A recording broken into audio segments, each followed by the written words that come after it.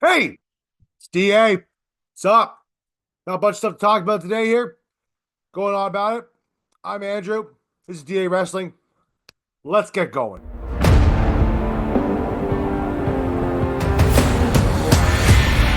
All right, on today's show, a three-way match has been discussed for Mania between these three guys. We'll talk about that. Jordan Grace, we're talking about her contract a little bit. Jade Cargill probably coming back very soon. Interesting stuff there. Mariah May, Tony Storm, we're gonna talk about that stuff there because some interesting things happen on Dynamite. Kind of throwback. Forget about that. Possibly good possibility that we're gonna see Nikki Bella more and more and more again. Okay, and we got some news on Alexa Bliss as to where she is going, and to where and why. So, and what I think about it. Anyway, guys, if you are guys are of course liking the content here, make sure you like, share, subscribe down below, or it should pop up around here. Right.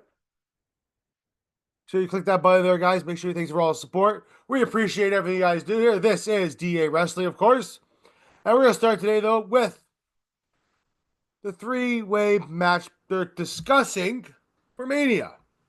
Right now, on the table, there's a triple threat match between Drew McIntyre, CM Punk, and Seth Rollins. Now, if we all go back to the Royal Rumble that happened last week, Seth Rollins and Reigns both were eliminated by Punk, and then Punk shortly eliminated right after by Logan Paul. How that happened is beyond me. Anyway, do we want to see a three-way match between these guys? My honest opinion right now, hell no. Why do I want to see that? Why? Why do I want to see those three? No, no, I don't. I'd rather just see the Seth versus Roman. Get that story completely done with. Don't need to do anything else. Just get that done with. It's been 11 years in the making for this. Let's get it done. Okay? I'd rather see Punk either go a triple. If you want to do Punk in a triple threat match, then have him do Cody, John, and Punk. That to me makes the most sense.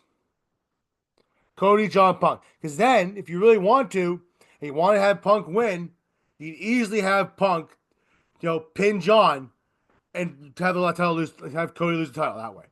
In my opinion. Right? I don't think anybody really wants, I'm not gonna say nobody wants to see that. I don't. I'd rather see Roman versus Rollins on his very own. Because quite frankly, I think the story there is 11 years in the making. You don't need anybody else in it. And if you think you need anybody else in it, please comment down below and make sure you let me know about this. If you think that's a good match to do, please let me know. And enlighten me how I think how we should be doing that. I'd rather see Punk in a triple threat. If you want to do Punk in a triple threat, like I said, I'd rather just do the whole John Cena versus Cody Rhodes stuff. Easily have Cody in there, right? Against John and Punk. You can have the wise man be on the outside, being the advocate for CM Punk again. By all means, you can do that too. All those things you can do. We don't need to have Roman versus Seth Rollins, in my opinion. In my humble, ungodly nature, I'd rather not see Punk be in a triple threat match with Roman and Seth. It doesn't need to be there. Not the slightest. If you want to do Punk versus Roman somewhere down the line, do it at SummerSlam. By all means. SummerSlam. Do it completely at SummerSlam. No problems, no issues. Right?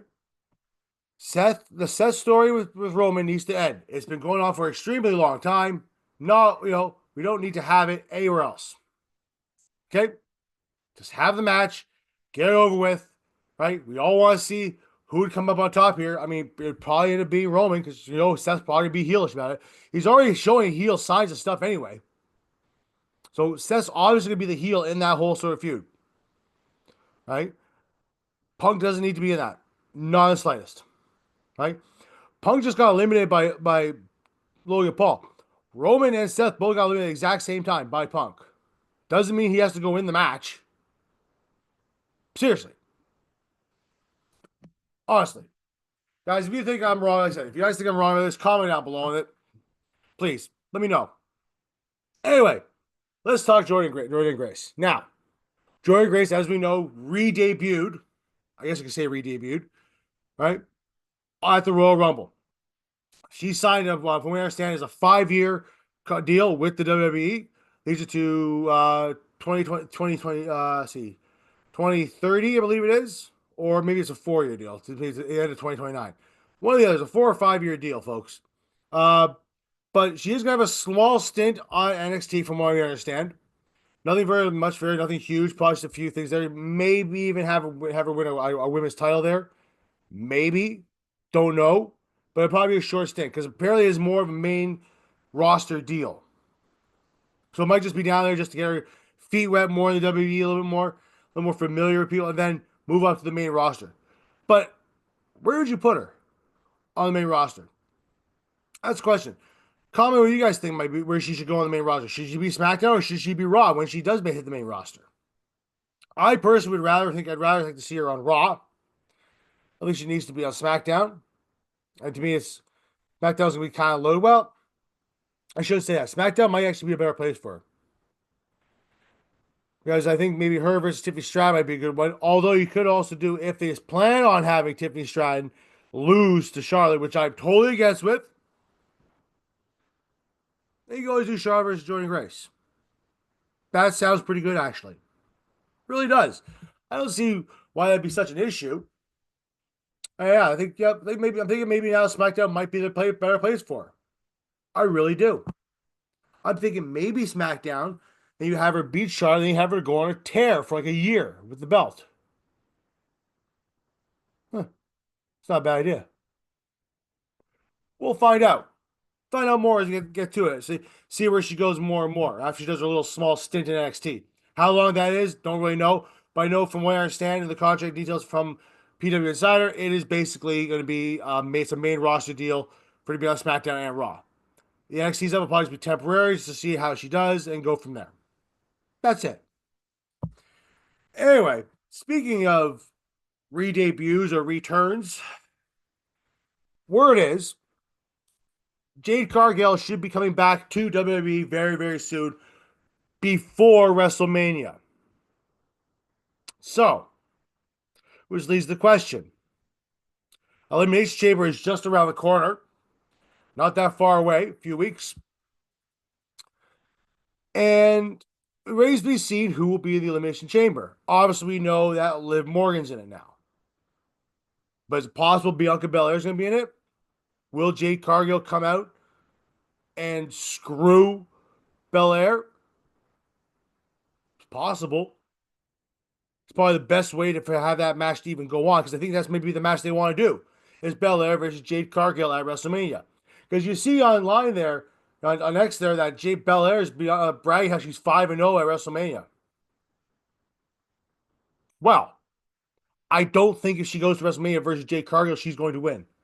And I don't think she needs to be in the title picture right now. So, Jade Cargill versus Bianca Belair, to me, sounds like a fantastic match to do at WrestleMania. It's a match they've been planning for a while. Plus, you get to find out now if Belair was the one that injured Jade Cargill. It probably was. It makes the most sense. Especially on her in her song. It says, even like the week after, right? They showed a camera for her saying, "I never needed you at all." He even says it in her song. So it's a good possibility, I think, in my mind, that Jade Cargill versus Belair is going to happen probably at WrestleMania, as long as she is scheduled to come back possibly before that from her little injury. Now, she never declared what the injury was. Some people did say neck, some people said shoulder. Remember, she's never been 100% confirmed on what it was. Could just be time off from stress. Who knows? Who knows? But we're waiting to see and find out, see what goes on with that. Now, let's go back a little bit. Miranda May and Toni Storm. Now, we go back about a year or so. Toni Storm and Miranda May started off their massive feud.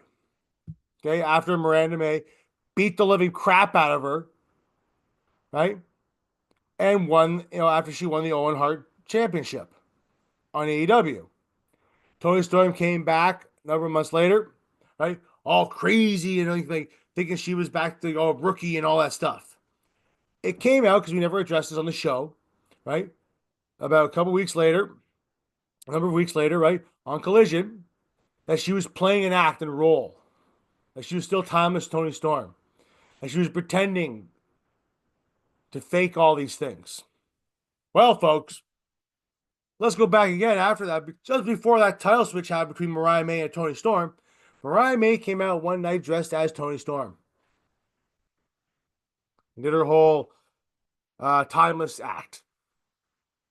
Well, Tony Storm did this one here. She reversed it. Tony Storm came dressed out as Mariah May. And just like Mariah May looking like Tony Storm looked almost a spitting image of Mariah May. Seriously. It was actually really good. Whoever did that makeup is brilliant. Because they looked exactly like each other. It was hard to even tell that it was actually Tony Storm, especially at certain points. Which leads me now to the fact that my Mariah May, who I enjoy very thoroughly, is going to lose at Grand Slam Australia. I believe that's next week. Not really a fan of that, but at the same time too, Mariah May's had a pretty quite a good title run, right? Obviously, they're just gonna give it back to Tony Storm, but it looks like at this point here, I'll let her go again until someone else takes the title off Tony Storm. Who that would be, I don't know, but it looks that's the way they're gonna go with it, right? Because if you go back the way it was before that match at All Out, or sorry, All In, right? Tony Storm, right, got mocked by Mariah May because Mariah May dressed up like Tony Storm. And now the same thing's happening again. So, logic says they're probably doing the exact same thing. I mean, why not? It's not a big deal, right? People do it all the time in stories, in wrestling. It happens all the time in WWE. Why not? But we'll have to wait and see what happens there. I mean, I still want Mariah May to keep on holding that title. I like how Mariah May's done with that title, right? I enjoy her very much so on the show. And you know what? Why not? There's nothing wrong with that. But hey, I regress. Tony Storm will probably end up winning that title anyway, and we'll see what happens. Hey, why not? Right? Also, now, moving on. How many of you out there were extremely excited to see Nikki Bella? Arms up or not? I was kind of on the fence about it. I was kind of hoping it would have been someone else who came out, like Becky Lynch. But we got Nikki Bella. Now, word is, if Nikki Bella wants to, she can go out and she can come back to a full-time schedule. Obviously, you know what's going on. Obviously, with her, as far as privately goes, she has divorced her husband. Things have happened. Things happen. There was a big thing about it. Some apparently domestic abuse. Apparently. Or allegedly domestic abuse is what it's led to the whole thing. I'm not too sure. I'm not a lawyer. I never really looked into the whole thing anyway. Couldn't really tell you. But I don't know how I feel about Nikki Bella coming back. I don't say I don't like Nikki Bella. This has nothing to do with whether I like her or not. I just don't know if she fits in this new WWE. Like she fit the whole thing before, but a lot's changed since she's left. Right? The athleticism in general has changed a lot. The talent has changed a lot. Right? There's not this Divas champion stuff where it's 3-minute matches, 2-minute matches anymore. I mean, there are to a degree. Right? But a lot of the main matches are a lot longer, a lot more physical, a lot more technical, in my opinion. So I don't know how I feel about Nikki Bella coming back. I personally think her time has come and gone. She was a great champion for what she was. I was never really a big fan of her holding that title past AJ Lee because I felt that was just a shot to AJ Lee for leaving because of Punk. I mean, you can't blame the girl for that. But that was the whack job in charge. So I don't know how I really feel about possibly Nikki Bella coming back full time. Like you want to have her come back, I'm do like very similar like what Trish Stratus does. Come back once every year or once, a couple times a year or once a year, have a match say at WrestleMania or a match at SummerSlam. Fine. Do that. I'm okay with that. Have her have a bit of a story going through and that's it. But I don't know if Nikki Bella coming back as a full time wrestler is going to benefit Nikki at all. I don't see them putting the title on her. I mean, maybe they will, but I just don't see it possibly being something that I'm looking forward to having.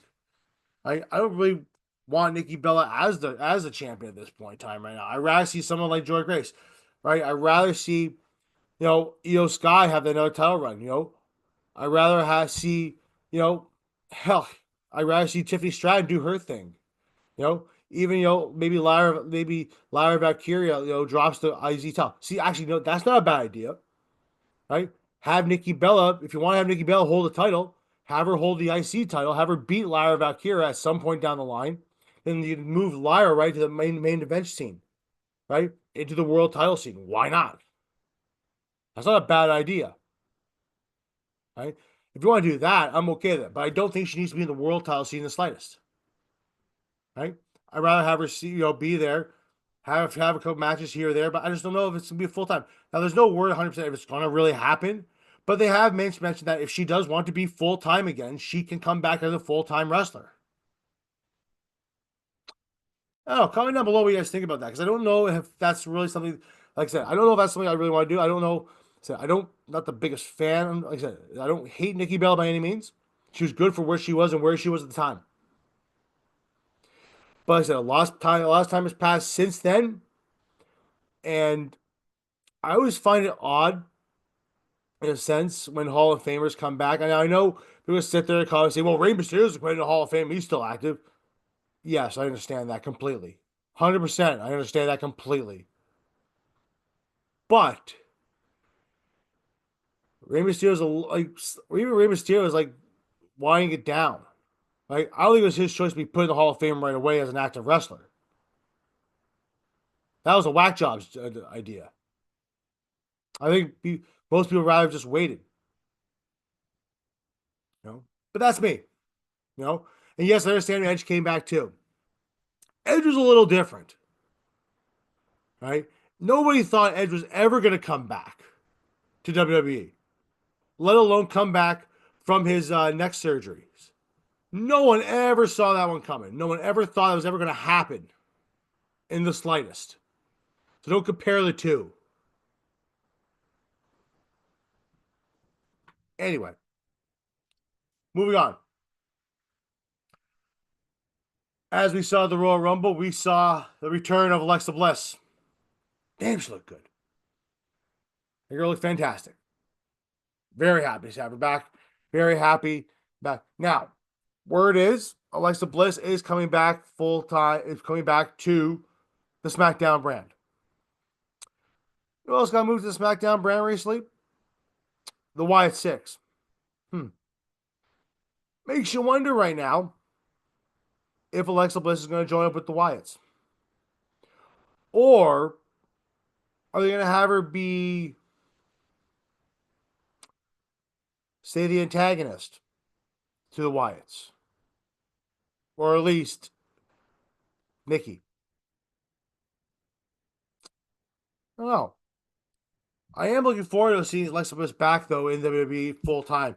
I am looking forward to her possibly going for the world title. I mean, I wouldn't mind seeing her go for the U.S. title. I think that'd be a lot of fun, too.